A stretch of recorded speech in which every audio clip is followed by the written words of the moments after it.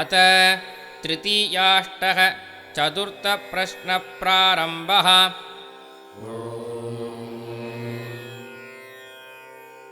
ब्रह्मणे ब्राह्मणमालभते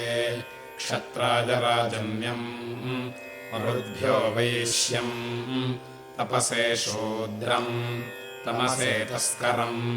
नारकाय वीरहणम् आत्मने क्लीबम् आक्रयाय योगूम् कामाय पुग्गुश्चलूम् अतिकृष्टाय मागधम् गीताय सूतम् नृत्ताय शैलोषम् धर्माय सभाचरम् नर्माय रेभम् नरिष्ठायै भीमलम् हसायकारिम् आनन्दाय स्त्रीशखम् प्रमुदे कुमारी पुत्रम् मेधायै रथकारम् धैर्याय तक्षाणम् श्रमाय कौलालम् मायायै कार्मारम् रूपाय मणिकारम् शुभे वपम् शरव्यायाशुकारम् हेत्यै धन्वकारम् कर्मणे ज्याकारम् दिष्टाय रज्जुसर्गम् मृत्यवे मृगयुम् अन्तकाय श्वनितम् सन्धये जारम् देहायोपपतिम् नैरत्यै परिवित्तम् आर्ध्यै परिविविधानम् अराध्ये दिधिषोपतिम् पवित्राय भिषजम् प्रज्ञानाय नक्षत्रदर्शम्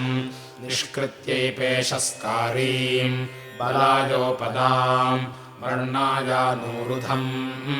नदीभ्यः पौञ्जिष्टम् वृक्षिकाभ्यो नैषादम् पुरुषव्याघ्राय दुर्मदम् प्रयुद्भ्य उन्मत्तम् गन्धर्वाप्सराभ्यो व्रात्यम् सर्पदेव जनेभ्यो प्रतिपदम् अवेभ्यः कितवम् वीर्यताया अकितवम् पिशाचेभ्यो विजलकारम् यातुधानेभ्यः कण्टककारम् उत्सादेभ्यः कुब्जम् प्रमुदे वामनम् द्वार्भ्यः श्रामम् स्वप्नायान्धम् अधर्माय बधिरम् संज्ञानाय स्मरकारीम् प्रकामोद्यायोपसदम् आशिक्षायै प्रश्निनम् उपशिक्षाया अभिप्रश्निनम् मर्यादायै प्रश्नविभागम् ऋत्यैस्तेन हृदयम्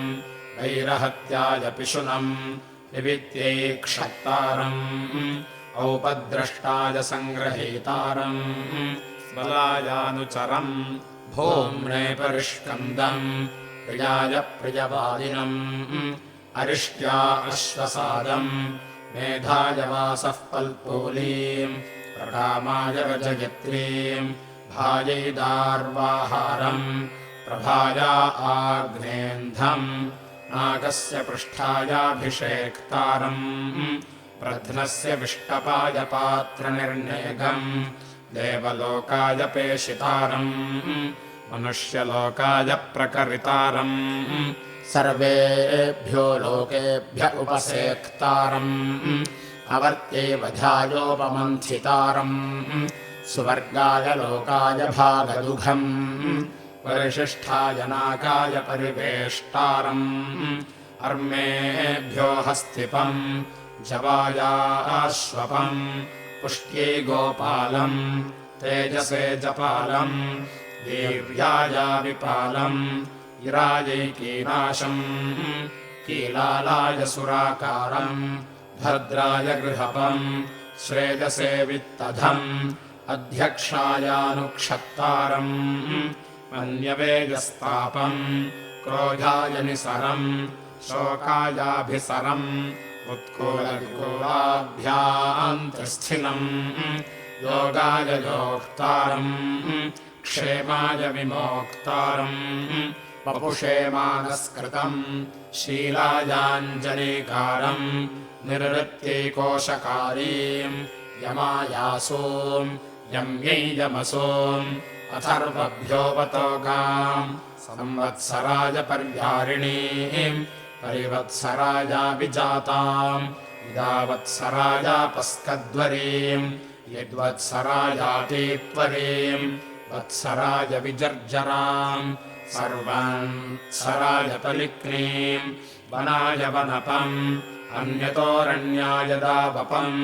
सरोभ्यो धैवरम् देशन्ताभ्यो दाशम् उपस्थावरीभ्यो बैन्दम् नड्वलाभ्यः शौष्कलम् पार्याय कैवर्तम्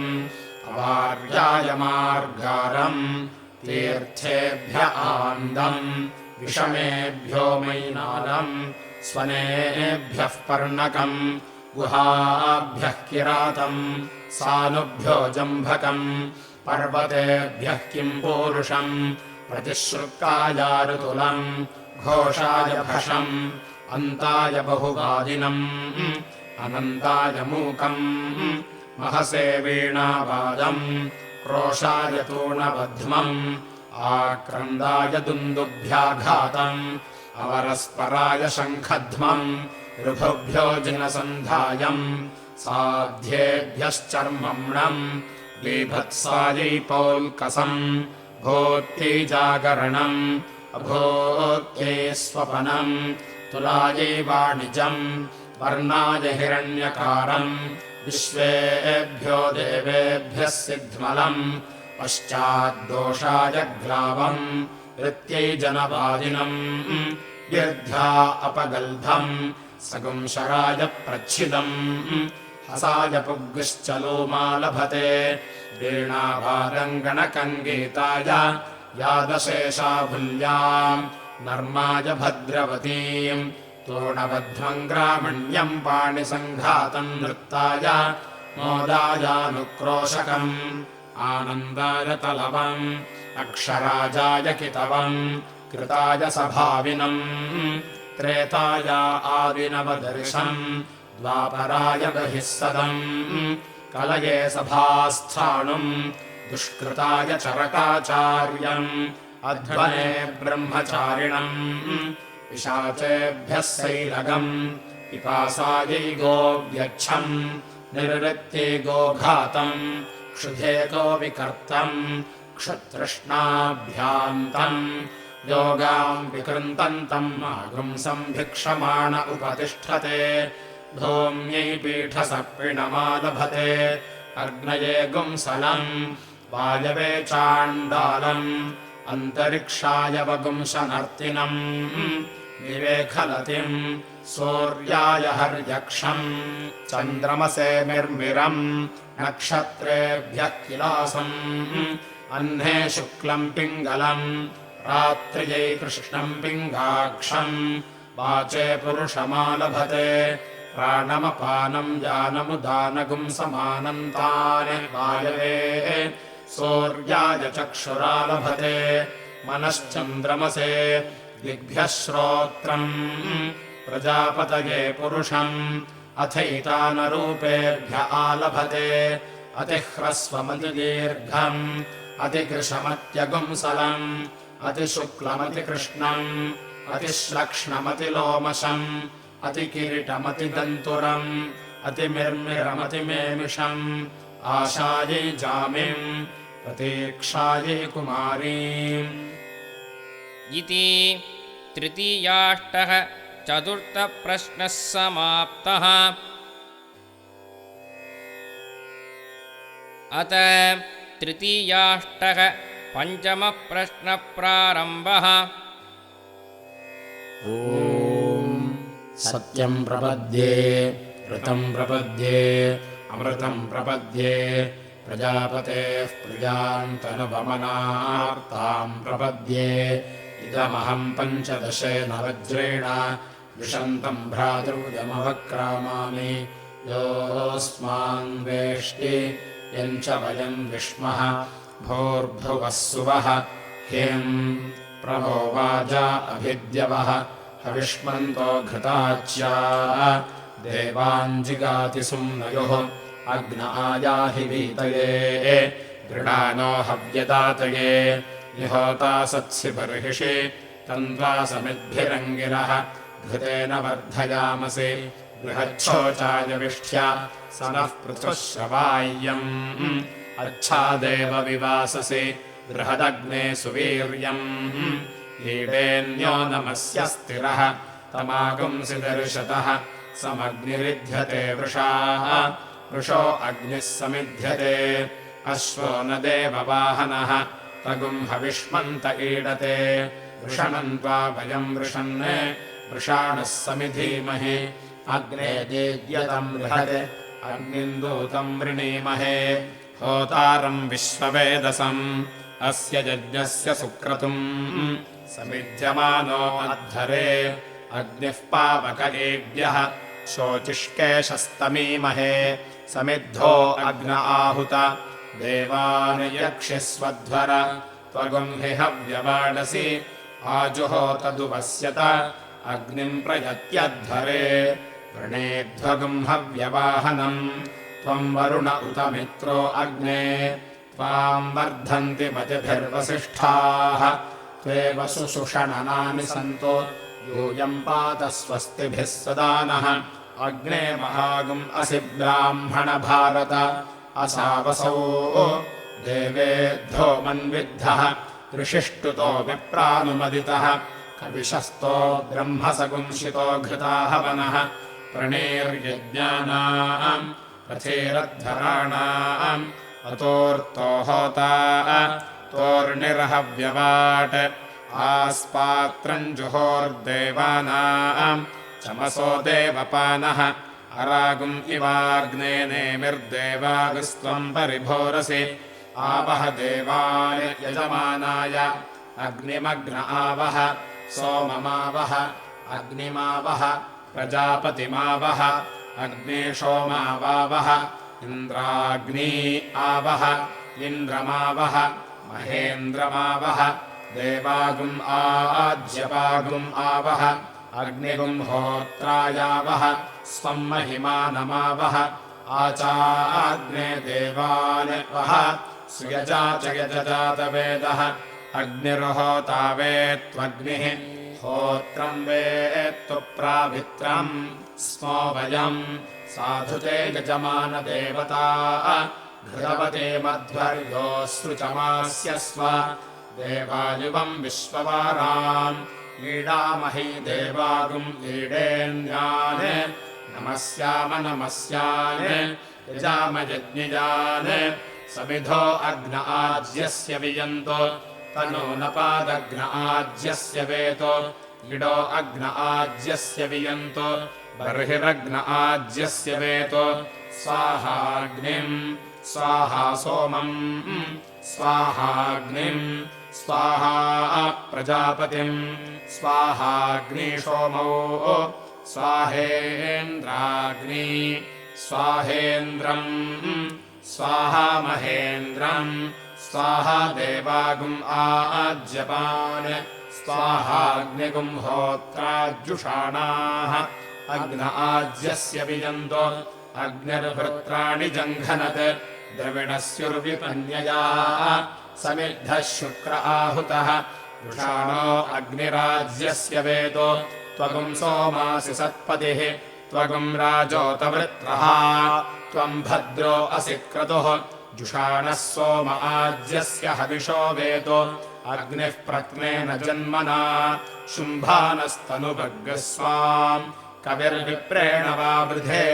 जुषाणो अग्निराज्यस्य वेतो सोमगीर्भिष्ट्वा वयम्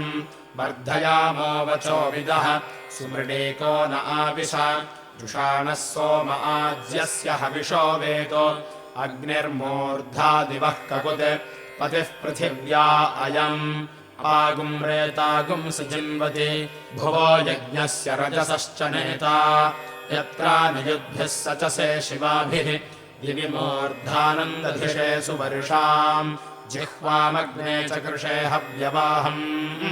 प्रजापतेन त्वदेतान्यन्यः विश्वाजातानि परिता बभूव यत्कामास्ते जुहुमस्तन्नो अस्तु वयर्गस्यामपतयोरगीणाम् स वेदपुत्रः पितरगुम् समातरम् स सोनुर्भुवत् स भुवत् पुनर्मघः सद्यामोर्नोदन्तरिक्षगुम् स सुवः स विश्वा भुवो अभवत् स आभवत् अग्निशोमासवेदसा सहूतीवनतङ्गिरः सन्देवत्रा बभूवथुः युवमेतानि दिविरोचनानि अग्निश्च सोमसक्रतो अधत्तम् युवगुम् सिन्धोगुम् रभिशस्तेरवद्यात् अग्निशोमावमुञ्चतम् गृभीतान् इन्द्राग्निरोचनादिवः परिवाचेषु भूषथः तद्वाञ्चेति प्रवीर्यम् स्न्यथद्वृत्रमुतसनोति वाजम् इन्द्रायो अग्निसहुरे सपर्यात् विरज्यन्तापसव्यस्य भूरेः सहस्तमा सहसा वाजयन्ता एन्द्रसानसिगुम् रयम् सजित्वा नहुम् सदासहम् वर्षिष्ठमूतये भर प्रससाहिषे पुरुहूतशत्रून् ज्येष्ठस्ते शुष्म इह रातिरस्तु इन्द्राभरदक्षिणे नावसूनि पतिः सिन्धो नामसि रेवतीनाम् महागुम् इन्द्रो य ओजसा पर्जन्यो वृष्टिमागुम् जिव स्तोमेर्वत्सस्य वावृधे महागुम् इन्द्रो नृपदाचर्षणिप्राः उतद्विबर्हा अमिनः सहोभिः अस्मद्रियग्वावृधे वीर्याय उरुः पृथुः सुकृतः कर्तृभिर्भूत् विप्रेहि देवागुम् उशतो यविष्ठ यद्वागुम् ऋतोगुम् ऋतुपते यजेह ये देव्या ऋत्विजस्तेभिरग्ने त्वगुम् होत्रेणामस्यायतिष्ठः अग्नेभ्यः सृष्टकृतम् अजाडग्निरग्नेः प्रियाधामानि अजाड्सोमस्य प्रियाधामानि अजाडग्नेः प्रियाधामानि अजाट्प्रजापतेः प्रियाधामानि अजाडग्निशोमयोः प्रियाधामानि अजाडिन्द्राग्नियोः प्रियाधामानि अजाडिन्द्रस्य प्रियाधामानि अजान्महेन्द्रस्य प्रियाधामानि अजाड्देवानामाज्यपानाम् प्रियाधामानि यक्षदग्नेर्होतः प्रियाधामानि यक्षत्स्वम् महिमानम् आयजतामेज्या इषः कृणोतु सो अध्वराजातवेदाः जुषतागुम् हविः आग्नेयदद्य विशो अध्वरस्य होतः पापकशोचे वेष्ट्वगुम् हि यज्वा ऋतायजासि महिना वियद्भोः हव्यावहयविष्ठयाते अद्य उपहोतगुम् रथन्तरगुम् सह पृथिव्या उपमारथन्तरगुम् सह पृथिव्याह्वयताम् उपहोतम् वामदेव्यगुम् सहान्तरिक्षेण उपमा वामदेव्यगुम् सहान्तरिक्षेण ह्वयताम् उपहोतम् बृहत्सह दिवा उपमा बृहत्सह दिवाह्वयताम् उपहोताः सप्तहोत्राः उपमा सप्तहोत्राह्वयन्ताम् उपहूता धेनुः सहर्षभा उपमा धेनुः सहर्षभाह्वयताम् उपहूतो भक्षः सखा उपमा भक्षः सखाह्वयताम् उपहूता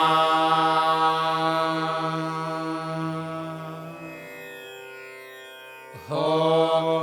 इडोपहूता उपहूतेडा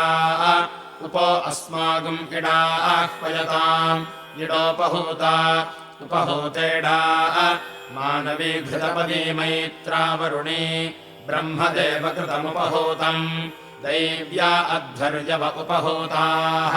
उपहूता मनुष्याः य इमम् यज्ञमवान् ये यज्ञपतिम् वर्धान् उपहूतेऽद्या वा पृथिवी पूर्वजे ऋतावरी देवी देवपुत्रे उपहूतोऽयम् यजमानः उत्तरस्याम् देवयज्ञायामुपहूतः भूयसि हविष्करण उपहूतः दिव्ये धामन्नुपहूतः इदम् मे देवा हविर्जुषन्तामिति तस्मिन्नुपहूतः विश्वमस्य प्रियमुपहूतम् विश्वस्य प्रियस्योपहूतस्योपहूतः देवम् बर्हिः वसुवने वसुधेयस्य वेतो देवो नराशगुंसः वसुवने वसुधेयस्य वेतो देवो अग्निस्विष्टकृत् सुद्रविणा मन्द्रः कविः सत्यमन्मा यजीहोता होतुरुहोतुरायजीयान् अग्नेयान् देवानयाट् यागुम् अपि प्रेः ये ते होत्रे अमत्सत तागुम् सनुषेगुम् होत्रान् देवङ्गमाम् गिरिदेवेषु यज्ञमेरयेमम् सृष्टकृच्चाग्ने होता भूः वसुवने वसुधेयस्य नमो वाकेभिः इदम् द्यावा पृथिवी भद्रमभूत् आर्ध्मसूक्तवाकम् उत नमो वाकम् वृद्ध्यास्म सूक्तोच्यमग्ने त्वगुंसोक्तवागसि उपश्रितो दिवः पृथिव्योः ओमन्वती तेऽस्मिन् यज्ञे यजमानद्या वा पृथिवीस्ताम् सङ्गये जीरदानु अत्र स्मू अप्रमेदे उरुगव्यूती अभयम् कृतौ वृष्टिद्या वा रेत्या वा सम्भुवौ मयो भुवौ ऊर्जस्वती च पयस्वती च सोपचरणा च स्वधिचरणा च तयोराविदि अग्निरिदगुम् हविरजुषत अवीवृधतमहोज्यायो कृत सोम इदगुम् हविरजुषत अवीवृधतमहोज्यायो कृत अग्निरिदगुम् हविरजुषत अवीवृधतमहोज्यायो कृत प्रजापतिरिदगुम् हविरजुषत अवीवृधतमहोज्यायो कृत अग्निशोमाविदगुम् हविरजुषेताम् अवीवृधेताम् महोज्यायोक्राताम् इन्द्राग्नी इदगुम् हविरजुषेताम् अवीवृधेताम् महोज्यायोक्राताम् इन्द्र इदगुम् हविरजुषत अवीवृधतमहोज्यायो कृत महेन्द्र इदगुम् हविरजुषत अवीवृधतमहोज्यायो कृत देवाज्यपा आज्यमजुषन्त अवीवृधन्तमहोज्यायोक्रत अग्निर्होत्रेणेदगुम् हविरजुषत अवीवृधतमहोज्यायो कृत अस्यामृधद्धोत्रायाम् देवङ्गमायाम् आशास्ते यम् यजमानोऽसौ आयुराशास्ते सुप्रजास्त्वमाशास्ते सजातवनस्यामाशास्ते उत्तरान् देवयज्ञामाशास्ते भूयो हविष्करणमाशास्ते दिव्यन्धामाशास्ते विश्वम् प्रियमाशास्ते यदनेन हविषाशास्ते तदस्यात्तदृध्यात् तदस्मै देवारासन्ताम् तदग्निर्देवो देवेभ्यो वनते वयमग्नेर्मानुषाः इष्टम् च पीतम् च उभे च नोद्या वा पृथिवी अगुंहसस्पाताम् इह गतिर्वामस्येदम् च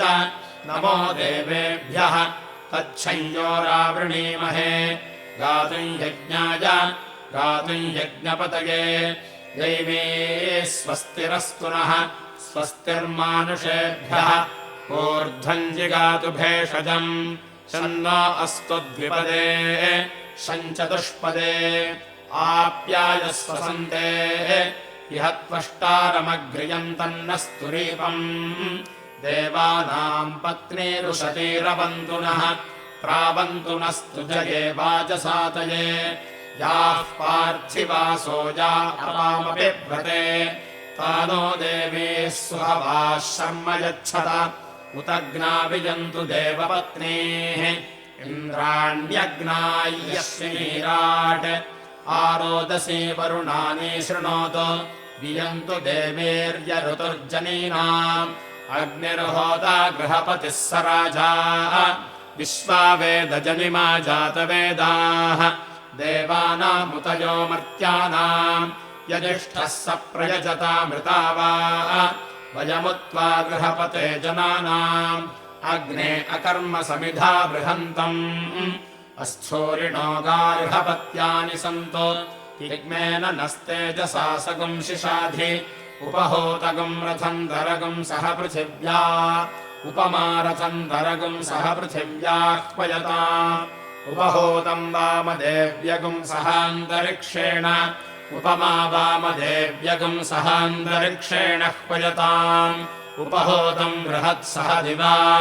उपमा बृहत्सह दिवाह्वयताम् उपहोताः सप्तहोत्राः उपमा सप्तहोत्राह्वयन्ताम् उपहोता धेनुः सहर्षभा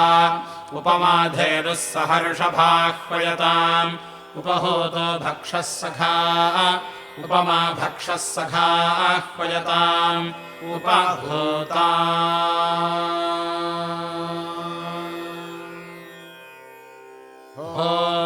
उपहोता उपहोतेडा उप अस्माकम् इडा आह्वयताम् इडोपहूता उपहूतेडा मानवी घृतपदी मैत्रावरुणी ब्रह्मदेवकृतमुपहूतम् दैव्या अध्वर्यव उपहूताः उपहूता मनुष्याः य इमम् यज्ञमवान् ये यज्ञपत्नीम् वर्धान् उपहूते द्यावा पृथिवी ऊर्वजे ऋतावरी देवी देवपुत्रे उपहूते यम् यजमाना इन्द्राणी वा विधवा अदितिरिव सुपुत्रा उत्तरस्याम् देवयज्ञायामुपहूता भूयसि हविष्करण उपहूता दिव्येधामन्नुपहूता इदम् मे देवा हविर्जुषन्तामिति तस्मिन्नुपहूता विश्वमस्याः प्रियमुपहूतम् विश्वस्य प्रियस्योपहूतस्योपहूता इति तृतीयाष्टक पञ्चमप्रश्नः समाप्तः। अथ तृतीयाष्टक षष्ठमप्रश्नप्रारम्भः। अञ्जन्ति त्वामध्वरे देवयन्तः वनस्पते मधुना देव्येन यदोर्ध्वस्तिष्ठा द्रविणेह धत्तात् यद्वाक्षयो मातुरस्या उपस्थे उच्छ्रयस्व वनस्पते अश्मन् पृथिव्या अधि सुमितीमीयमानः वर्चोधा यज्ञवाहसे समिद्धस्य श्रयमाणः पुरस्तात् ब्रह्मवन्वानो अजरगम् सुवीरम् आरे अस्मदमतिम् बाधमानः उच्छ्रयस्व महते सौभगाय ऊर्ध्व ऊष्ण ऊतये तिष्ठा देवो न सविता ऊर्ध्वो वाजस्य सनिता यदञ्जिभिः वाघद्भिर्विह्वयामहे ऊर्ध्वो नः पाह्यगुंहसो निकेतुना विश्वगुं समत्रिणन्दः कृथेन ऊर्ध्वाञ्चरथाय जीवसे विगादेवेषु नो दुवः जातो जायते सुदिनत्वे अह्नाम् समर्य आविदथे वर्धमानः पुनन्ति धीरा अपसो मनीषा देवया विप्र उरिजर्तिवाचम् युवा सुवासाः परिवीत आगात् स उश्रेयान् भवति जायमानः तन्धीरासः कवय उन्नयन्ति स्वाधियो मनसा देवयन्तः पृथुपाजा अमर्त्यः घृतनिर्निक्स्वाहुतः अग्निर्यज्ञस्य हव्यवाड् तगुम् सबाधो यतसृचः इत्थाधिया यज्ञवन्तः आचक्रुरग्निमूतये त्वम् वरुण उत मित्रो अग्ने त्वाम् वर्धन्ति मतिभिर्वसिष्ठाः त्वे वसुषणनानि सन्तो यूयम् पात स्वस्तिभिः सदा नः होता यक्षदग्निगुम् समिधासु शमिधा समिद्धन्नाभा पृथिव्याः सङ्गथे वामस्य वर्ष्मन्ति व इडस्पदे वेत्त्वाज्यस्य होतर्यज होता यक्षत्तनो न पातमदितेर्गर्भम् भुवनस्य गोपाम् मध्वाद्य देवो देवेभ्यो देवयानान् पथो अनक्तु वेत्त्वाज्यस्य होतर्यज होता यक्षन्नराशगुम् सन्दृशस्त्रम् देगः प्रणेत्रम् गोभिर्वपावान् स्याद्वीरैः शक्तिवान् रथैः प्रथमया बाहिरण्यैश्चन्द्रीवेत्त्वाज्यस्य होतर्यज होता यक्षदग्निमिडगीडितो देवो देवागुम् आवक्षदूतो हव्यवाणमूरः उपेमम् यज्ञमुपेमाम् देवो देवहूतिमवतु वेत्त्वाज्यस्य होतर्यज होता यक्षद्बर्हिः सुष्टरीमोर्णम् रदा अस्मिन् यज्ञेऽपि च प्रथतागस्वासस्थम् देवेभ्यः येमेन दद्यवसवो रुद्रा आदित्याः सदन्तु प्रियमिन्द्रस्यास्तु वेत्त्वाद्यस्य होतर्यज होतायक्षजुररिष्वाः कवश्यो कोशधावनेरुदाताभिर्जिहताम् विपक्षोभिः श्रयन्ताम् सुप्रायणा अस्मिन् यज्ञे विश्रयन्तामृता वृधो वियन्त्वाद्यस्य होतर्यज होतायक्षदुषासानक्ता बृहती सुपेशसानृगः पतिभ्यो योनिम् गृह्वाणे सर्गस्मयमाने इन्द्रेण देवैरेदम् बर्हिः श्रीदताम् पीतामाज्यस्य होतर्यज होतायक्षद्दैव्या होतारामन्द्रापोतारा कवी प्रचेतसा स्विष्टमद्यान्यः करदिशा स्वभिगोर्तमन्य ऊर्जासतवसेमम् यज्ञम् दिवि देवेषु दत्ताम् पीतामाज्यस्य होतर्यज होतायक्षत्तिस्रो देवीरपसामपस्तमा अच्छिद्रमद्येदमपस्तन्वताम् देवेभ्यो देवीर्देवमपोगियन्त्वाज्यस्य होतर्यज होतायक्षत्वष्टारमचिष्टुमपाकगुम् रेतोधाम् विश्रवसंयशोधाम् पुरुरोपमकामकर्षणगुम् सुपोषः पोषैः स्यात् सुवीरो वीरैर्वेत्त्वाज्यस्य होतर्यज होतायक्षद्वनस्पतिमुपावस्रक्षद्धियो जोष्टारगुम् शशमन्नरः स्वदात्स्वधितिर्तुथाद्य देवो देवेभ्यो हव्यावाड्वेत्त्वाद्यस्य होतर्यज होतायक्षदग्निग्स्वाहाज्यस्य स्वाहा मेधस स्वाहा शोकानागस्वाहा स्वाहा कृतेनागस्वाहा हव्यसोक्तीनाम् स्वाहा देवागुम् आज्यपान् स्वाहाग्निगुम् होत्राज्जुषाणा अग्न आज्यस्य वियन्तो होतर्यज समिद्धो अद्यमनुषो दुरोणे देवो देवान् यजसि जातवेदः आचवहमित्रमहश्चिकित्वान् त्वम् दूतः कविरसि प्रचेताः तनूनपात्पथऋतस्य जानान् मध्वासमञ्जान् स्वदयासु जिह्व मन्मानिधीभिरुतयज्ञमृन्धन् देवत्रा च कृणुह्यध्वरन्नः नराशगुंसस्य महिमानमेषाम् उपस्तोषामयजतस्य यज्ञैः ते सुक्रतवः शुचयोधिगन्धाः स्वदन्तु हेवा उभयानि हव्या आजुह्वान ईड्यो वन्द्यश्च आयाह्यग्ने वसुभिः सजोषाः त्वम् देवानामसि यः वहोता स येनान् यक्षीषितो यजीयान् प्राचीनम् बर्हिः प्रदिशा पृथिव्याः वस्तोरस्यावृज्यते अग्रे अह्नाम् व्युप्रथते वितरम् वरीयः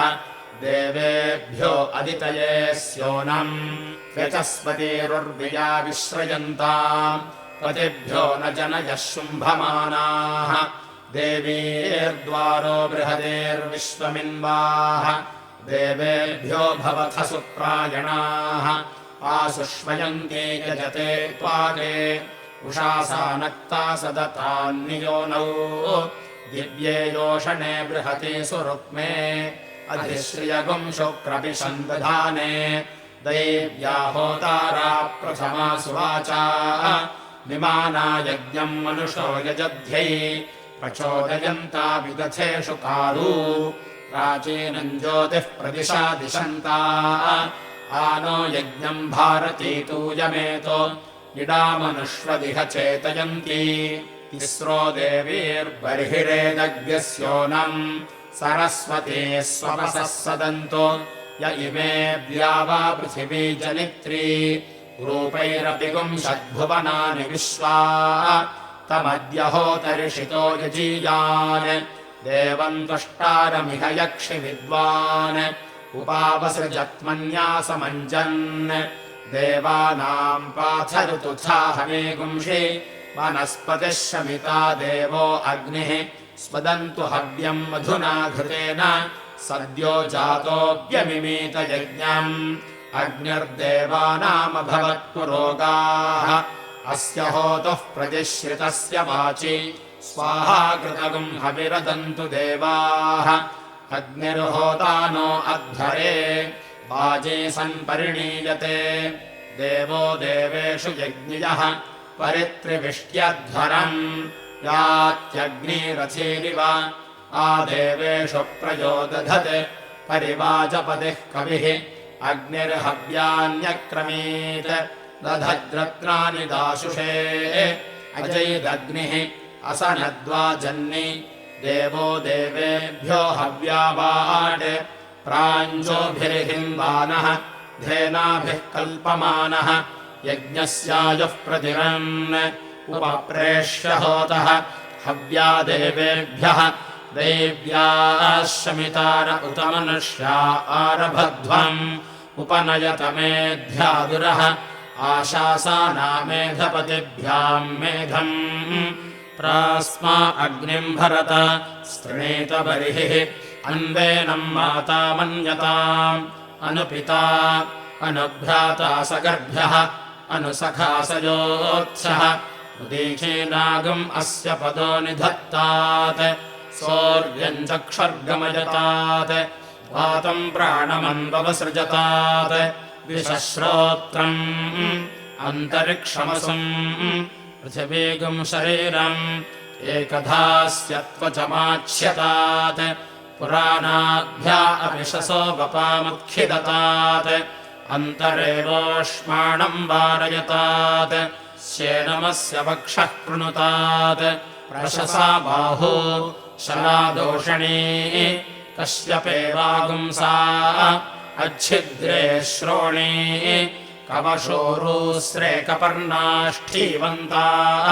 षड्विगुंशतिरस्य वङ्क्रजः ता अनुष्ठ्योच्चावजतात् गात्रम् गात्रमस्यानूनम् कृणुतात् ऊवध्यगोहम् पार्थिवम् खनतात् अस्नारक्षः सगम् सृजतात् अनिष्ठुमस्य माराविष्ट पुरोकम् मन्यमानाः नेद्वस्तोकेतनये रवितारवच्छमितारः अध्रिगोशमेध्वम् सुशमिशमेध्वम् शमेध्वमध्रिगो अध्रिगुश्चापापश्च उभौ देवानागम् शमितारौ ताविमम् पशुग्श्रपयताम् प्रविद्वागुंसौ यथा यथास्य श्रपणम् तथा तथा जुषस्व सप्रथस्तमम् वचो देवप्सरस्तमम् हव्याजुह्वान आसनि इमन्नो यज्ञममृतेषु धेहि इमा हव्याजातवेदो जुषस्व स्तोकानामग्ने मेधसो घृतस्य होतः प्राशानः प्रथमो निषद्य घृतवन्तः पावगते स्तोकाश्चोतन्ति मेधसः स्वधर्मम् देववीतये श्रेष्ठम् नो धेहि वार्यम् तुभ्यर्गस्तोकाघृतश्च्युतः अग्ने विप्राय सन्त्य ऋषिश्रेष्ठः समिध्यसे यज्ञस्य प्रापिता भव तुभ्यर्गश्चोतन्त्यध्रिगोशचीवः स्तोकासो अग्ने मेधसो घृतस्य कविशस्तो बृहता भानुनागाः हव्याजुषस्व मेधिर ओजिष्ठन्ते मध्यतो मेद उद्धृतम् प्रते वयम् ददामहे श्चोतन्ति देवसो स्तोका अधित्वचि प्रतिताम् देवसोभिः आवृत्रहणावृत्रहभिः शुष्मैः इन्द्रजातन्नमोभिरग्ने अर्वाक् युवगुम् राधोभिरकवेभिरिन्द्र अग्ने अस्मे भवतमुत्तमेभिः होता यक्षदिन्द्राग्नी छागस्य वपायामेधसः जुषेतागम् हविः होतर्यज विह्यक्षन्मनसा वस्यदिच्छन् इन्द्राग्ने न्यास उत वासजातान् नान्यायुवत्प्रमतिरस्ति मह्यम् स वान्धियम् वाजयन्तीमतक्षम् होता यक्षदिन्द्राग्नी पुरोडाशस्य जुषेतागम् हविः होतर्यज त्वामीणते अजिरन्दोत्याय अविष्मन्तः सदमिन्मानुषासः यस्य देवैरासदो बर्हिरग्ने अहान्यस्मै सुदिना भवन्तु होता यक्षदग्निम् पुरोडाशस्य जुषतागम् हविः होतर्यज येर्भिर्विप्रः प्रमतिमिच्छमानः येट्टेरयम् यशसम् पूर्वभाजम् इन्द्राग्नेर्वृत्रहणासु वज्रा प्रणो नव्येभिस्तिरतम् देष्णैः माच्छेद्मरश्मेगम् रतिनाथमानाः पितृणागम् शक्तिरनुजच्छमानाः इन्द्राग्निभ्याङ्कम् वृषणो मदन्ति ताह्यद्रिधिषणाया उपस्थे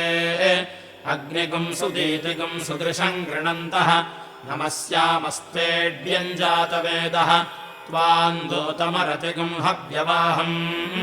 देवा अगृण्वन्नमृतस्य नाभिम् त्वग्गृह्यग्ने प्रथमो मनोता अस्याधियो अभवोदस्महोता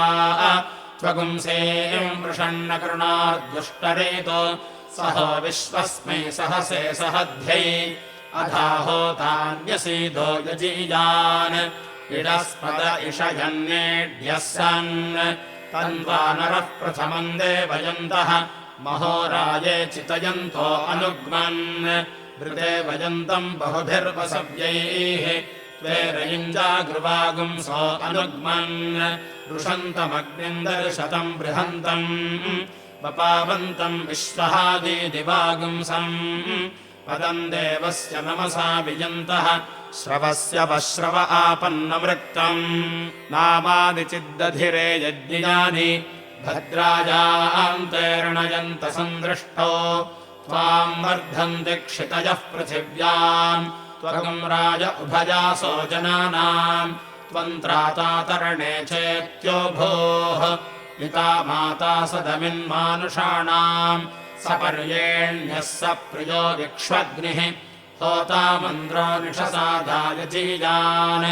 तन्त्वा वयन्तम आदिदिवागुंसम्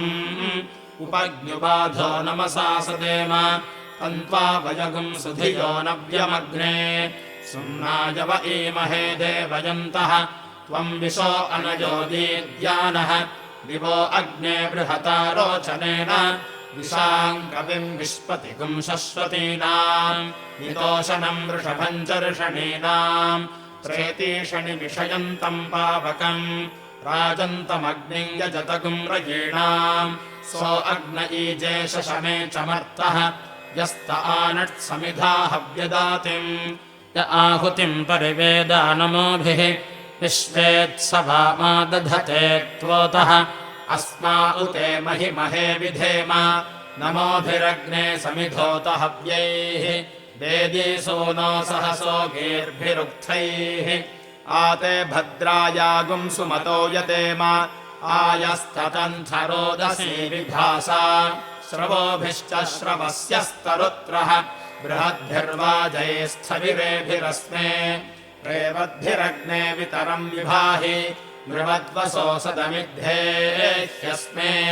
भूरितोकायतनजाय पश्वः पूर्वीर्षो बृहतीरारे अघाः अस्मे भद्रासो श्रवसानि सन्तो पुरोण्यग्ने पुरुधा त्वाया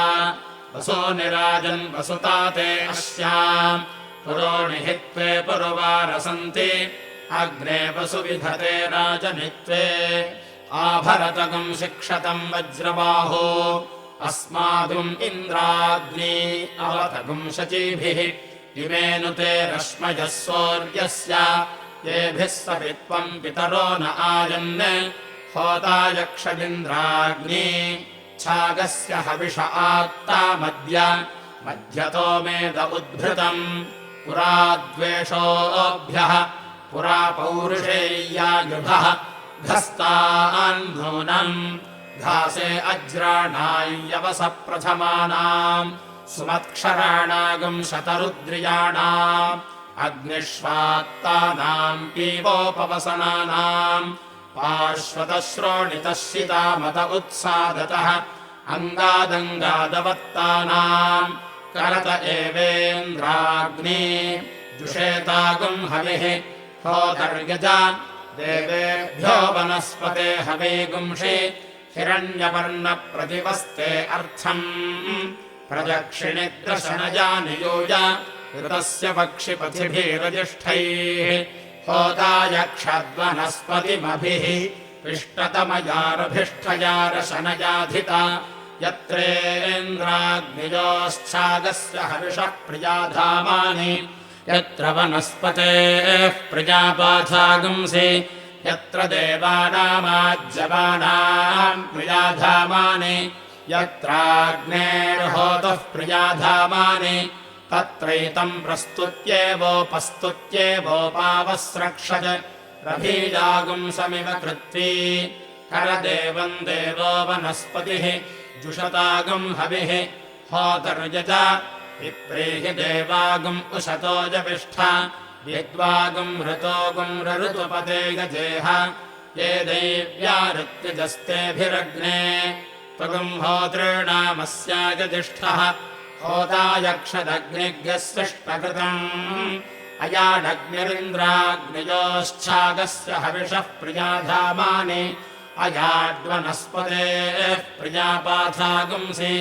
अयाड्देवानामाज्यपानाम् प्रियाधामानि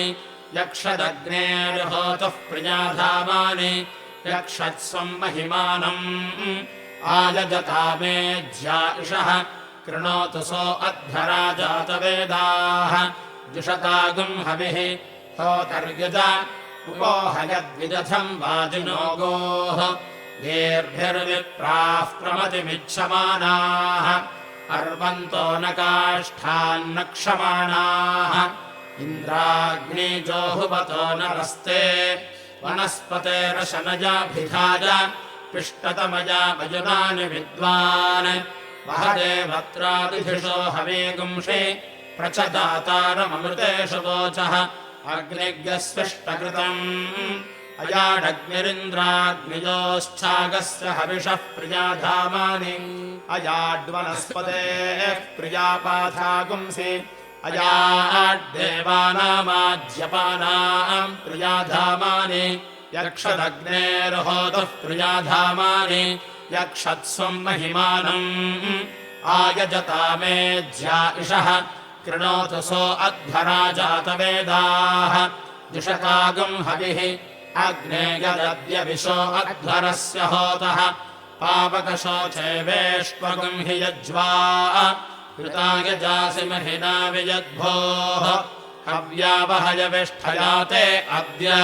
देवम् बर्हिस्तु देवम् देवैः स्यात् सुवीरम् वीरैर्वस्तोर्वृज्येताक्तोः प्रभ्रियेतात्यन्यान् राजा बर्हिष्मतो मदेन वसुवने वसुधेजस्य वेतु यज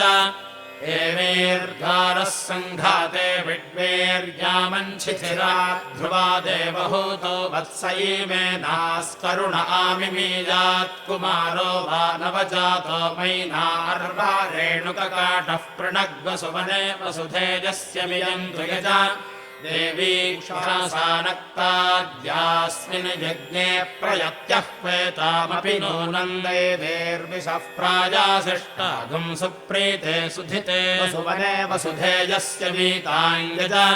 देवी जोष्ट्रे वसुधिति यजोरण्याघाद्वेषागुंसि युजवदान्यावक्षद्वसुवार्याणि यजमानाय वसुवने वसुधेयस्य वीताङ्गज देवी ऊर्जाहुति इषमोर्जमन्या वक्षात्सद्धिगुंसपीति मन्यानवेन कोर्वन्दयमाना स्यामपुराणेन नभन्तामोर्जमोर्जाहुति ऊर्जयमाने अधाताम् वसुवने वसुधेजस्य वीताङ्गज देवादैव्या होतारानेष्टारापोतारा हताघशगुंसा वा भरद्वसो वसुवने वसुधेयस्य वीताङ्गज देवीस्तिस्रस्तिस्रो देवीरिडा सरस्वती भारती द्याम् भारत्यादित्यैरस्पृक्षत्सरस्वतीमगम् रुद्रैर्यज्ञमावेदिहैवेडया वसुमत्या सधमादम् मदेम वसुवने वसुधेयस्य वियन्तु यज देवो नराशगुंसस्त्रिशीर्षा षडक्षः शतमिदेन विंशति पृष्ठा आदधति सहस्रमीम् प्रवहन्ति मित्रा वरुणेदस्य होत्रमर्हतो बृहस्पतिस्तोत्रमश्विनाध्वर्यवम् वसुवने वसुधेयस्य वेतु यज देवो वनस्पतिर्वर्षप्रावाघृतनिर्निद्यामग्रेणास्पृक्षदान्तरिक्षम् मध्येनाप्राः पृथिवीमुपरेणादृगुंहीत्वसुवने वसुधेयस्य वेतुयजा देवम् बर्हिर्वारितीनाम् विधेधासि प्रच्युतीनामप्रच्युतम् निकामधरणम् पुरस्पार्हम् यशस्वतेन बर्हिषान्या बर्हे गष्यभिष्यामवसुवने वसुधेयस्य वेतुयजा देवो अग्निस्विष्टकृत्सुद्रविणामन्द्रः कविः सत्यमन्माजजीहोता होतुर्होतुरायजीजानग्नेयान् देवानजाड्यागुम् अपि प्रेर्येते होत्रे अमत्सततागुम् ससनुषीगुम् होत्राम् देवङ्गमाम् दिवि देवेषु यज्ञमेरजेमग्गस्विष्टकृच्चाग्ने होता भोर्वसुवने वसुधेयस्य नमो वाकेवीहि देवम् बर्हिः वसुवने वसुधेयस्य वेतो देवीर्द्वारः वसुवने वसुधेयस्य वियन्तो देवी उषासानक्ता वसुवने वसुधेयस्य वीताम् देवी जोष्ट्री वसुवने वसुधेयस्य वीताम् देवी ऊर्जाहुती वसुवने वसुधेयस्य वीताम् देवादेव्या होतारा वसुवने वसुधेयस्य वीताम् देवीस्तिस्रस्तिस्रो देवीः वसुवने वसुधेयस्य विजन्तो देवो नराशगुंसः वसुवने वसुधेयस्य वेतो देवो वनस्पतिः वसुवने वसुधेयस्य वेतो